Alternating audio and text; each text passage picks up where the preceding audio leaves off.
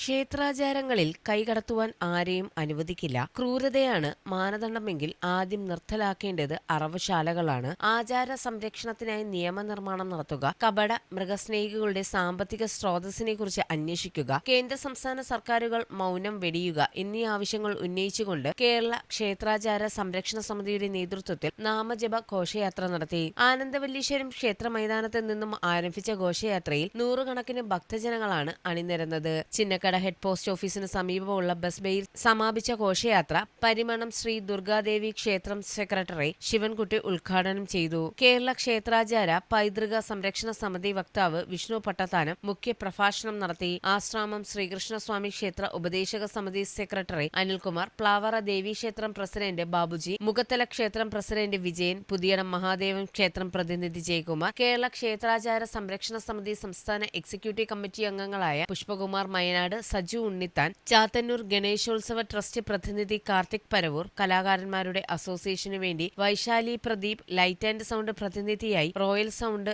മധു എന്നിവർ സംസാരിച്ചു. News bureau, Kollam.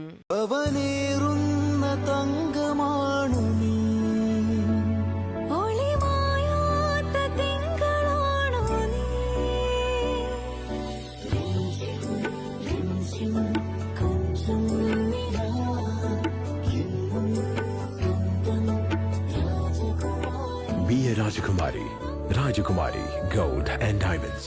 The trust of Travancore. Rajakumari.